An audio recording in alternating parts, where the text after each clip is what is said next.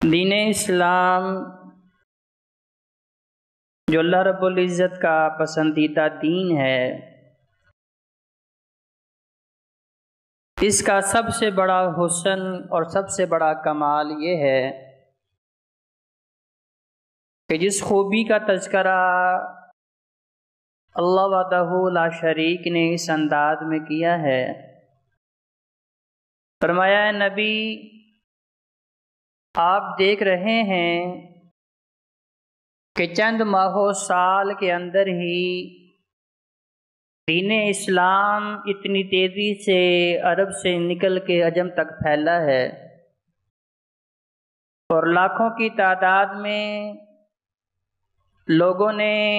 اس دعوت حق کو قبول کیا ہے۔ تو اس کے پیچھے آپ کی سب سے بڑی خوبی اور اسلام کی سب سے بڑی خوبی حسن اخلاق ہے۔ تلوار کے بل پہ، طاقت کے بل پہ یا زور زبردستی کر کے آپ کسی انسان کو بھی کوئی بات منوا نہیں سکتے۔ آپ ڈرا دھمکا کے اگر کسی انسان کو کسی بات پہ آمادہ کر بھی لیتے ہیں تو وہ وقتی ہوتی ہے، اس کے نتائج دیر پا نہیں ہوتے۔ جب تک وہ انسان آپ سے ڈرے گا، آپ کی بات قبول کرے گا، جیسے ہی آپ کے اوپر سے آپ کا رعب، ڈر اور خوف ختم ہوگا تو وہ اس بات سے منحرف ہو جائے گا۔ لیکن اگر ایک انسان آپ سے متاثر ہے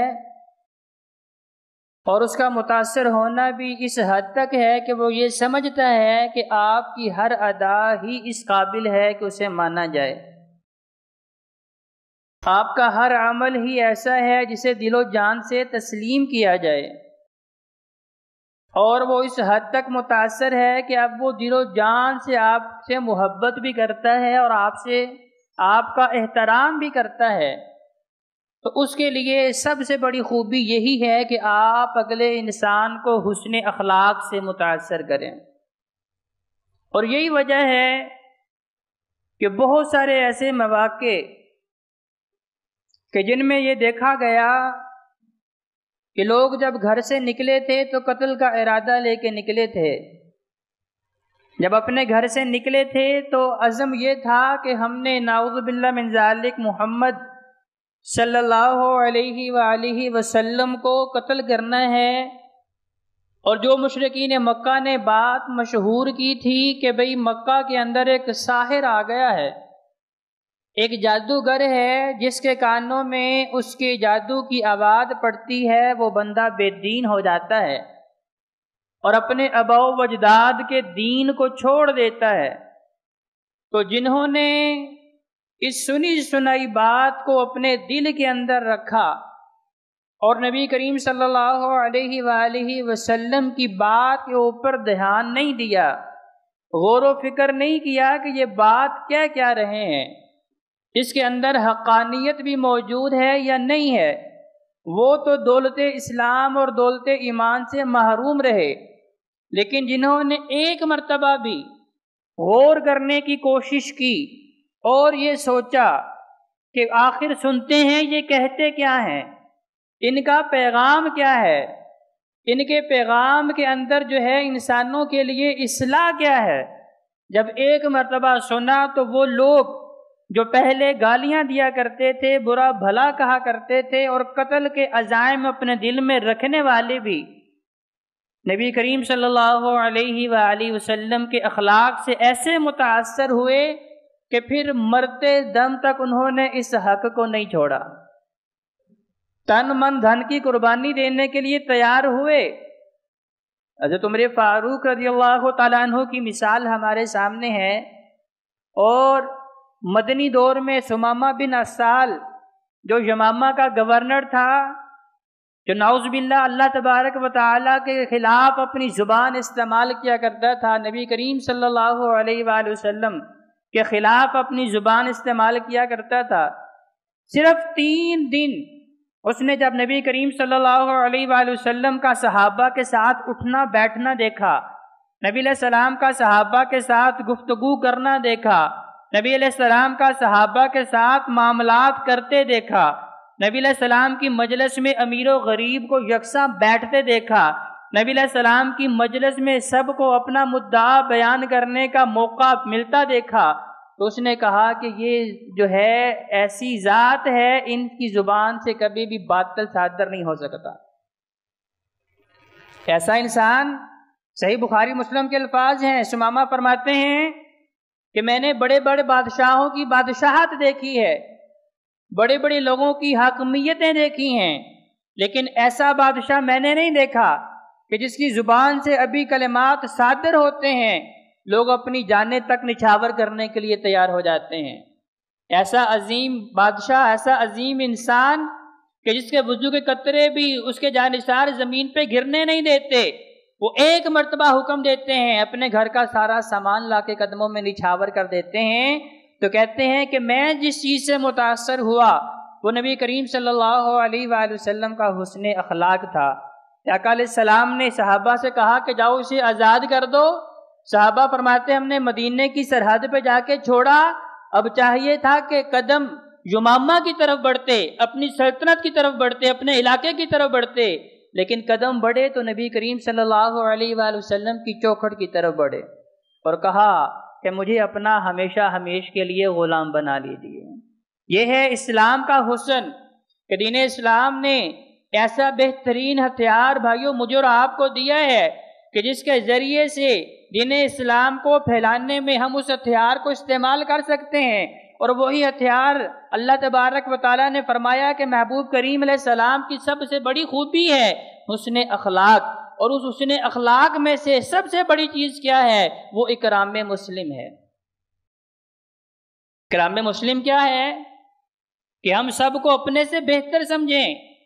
میں نے اگر 4 دن نمازیں پڑھ لی ہیں تو مجھ سے پہلے جو لوگ نمازیں پڑھنے آ رہے ہیں ان کے بارے میں مجھے حسن گمان یہ ہونا چاہیے کہ ان کی نمازیں مجھ سے اچھی ہیں۔ اگر میں چند روپے اللہ کی راہ میں خرچ کرتا ہوں اور وہ لوگ جو میرے سامنے اللہ کی راہ میں خرچ کرنے والے ہیں ان کے بارے میں میرے ذہن کے اندر یہ گمان ہونا چاہیے کہ یہ خیرات کے معاملے میں مجھ سے بہتر ہیں۔ اگر میں نے حج عمرہ کیا ہے تو وہ لوگ جنہوں نے یہ سعادت حاصل کی ہے ان کے بارے میں میرے ذہن کے اندر یہ سوچ ہونی چاہیے۔ ہر مسلمان کے لیے ہمارے ذہن کے اندر یہ سوچ ہونی چاہیے کہ یہ مجھ سے اچھا مسلمان ہے، یہ مجھ سے اچھا مومن ہے۔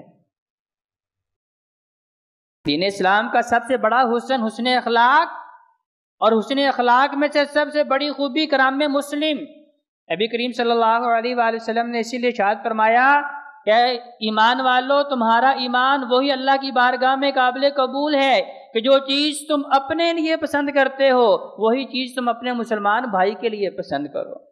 اب میں اپنے لیے پسند کرتا ہوں کہ لوگوں کی مجلس میں لوگ مجھے عزت دیں تو مجھے دوسروں کو بھی عزت دینی چاہیے۔ اگر میں اپنے لیے پسند کرتا ہوں کہ میرے سامنے کوئی کرخت لہجے میں گفتگو نہ کرے تو بھائیوں پھر مجھے دوسروں کے لیے بھی یہی سوچ اپنے اندر پیدا کرنی ہے کہ میری زبان کی کڑواہٹ سے کسی کا دل جو ہے وہ زخمی نہیں ہونا چاہیے۔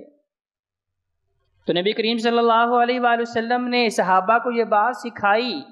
کہ اگر آپ اللہ کو خوش کرنا چاہتے ہیں تو اللہ کے بندے آپ کے اوپر خوش ہونے چاہیے۔ وہ کیسے خوش ہوں گے؟ جب ہم انہیں عزت دیں گے، جب ہم انہیں توقیر دیں گے، جب ہم انہیں پیار سے بلائیں گے، جب ان کے بارے میں ہماری زبان نرم ہوگی، جب ان کے سامنے ہماری تیوری چڑی نہیں ہوگی، ہمارے ماتھے کے اوپر شکن نہیں پڑے ہوں گے، بلکہ جب وہ ہماری مجلس میں وہ بیٹھیں گے وہ راحت محسوس کریں گے، وہ سکون محسوس کریں گے، وہ عزت محسوس کریں گے کہ بھئی جب تک میں اس کی مجلس میں ہوتا ہوں اگرچہ یہ عمر میں مجھ سے بڑا ہے، اگرچہ یہ علم میں مجھ سے بڑا ہے، اگرچہ مال میں مجھ سے بڑا ہے، اگرچہ عہدے میں مجھ سے بڑا ہے، لیکن جب تک اس کے پاس بیٹھتا ہوں بڑی عزت سے بلاتا ہے۔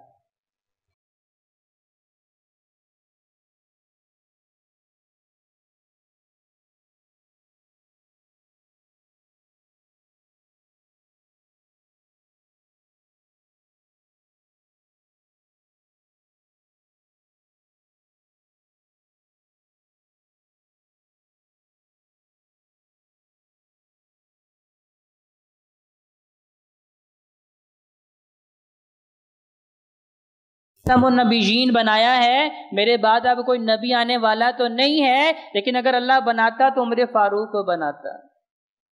نبی کریم صلی اللہ علیہ وآلہ وسلم فرماتے ہیں آسمان میں میرے دو وزیر ہیں، ایک جبرائیل اور ایک میکائیل، اور زمین میں میرے دو وزیر ہیں، ایک ابو بکر صدیق، دوسرا عمر فاروق رضی اللہ تعالی عنہ۔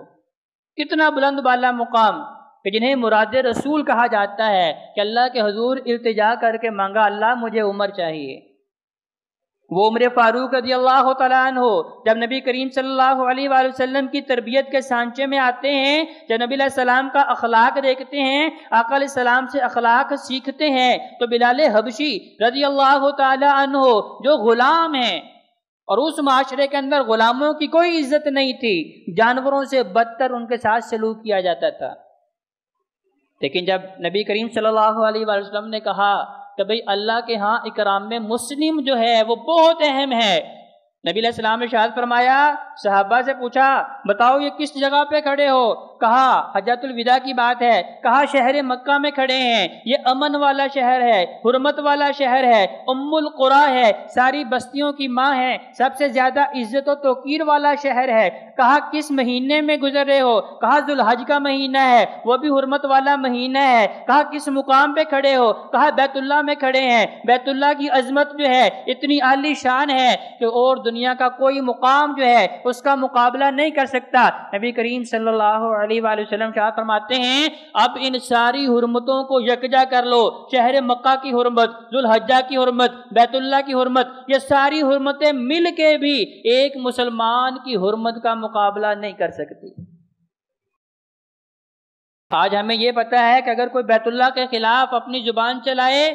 تو ہم کہتے ہیں بیت اللہ تیرے لیے ہماری جان بھی حاضر ہے، تیری حرمت کے لیے ہماری جان بھی حاضر ہے، لیکن بھائیوں بھری مجالس میں ہم اپنے مسلمان بھائیوں کی عزتیں تار تار کر دیتے ہیں اور ہمیں کوئی فرق نہیں پڑتا۔ اس کا مطلب کیا ہے کہ جو پیغام اللہ نے اپنے محبوب علیہ السلام کے ذریعے صحابہ کو سکھایا تھا کہ ان اکرمکم عند اللہ اتقاکم، تمہارا خوبصورت ہونا کوئی خوبی نہیں ہے، تمہارا مال و زر والا ہونا کوئی خوبی نہیں ہے، تمہارے پاس کثرت سے بیٹوں کا ہونا کوئی خوبی نہیں ہے، تمہارے پاس علم کی ڈگریوں کے انبار ہونا کوئی خوبی نہیں ہے، اللہ کے ہاں صرف ایک ہی خوبی ہے کہ اگر تمہارے دل میں اللہ کا خوف اور اللہ کا ڈر موجود ہے۔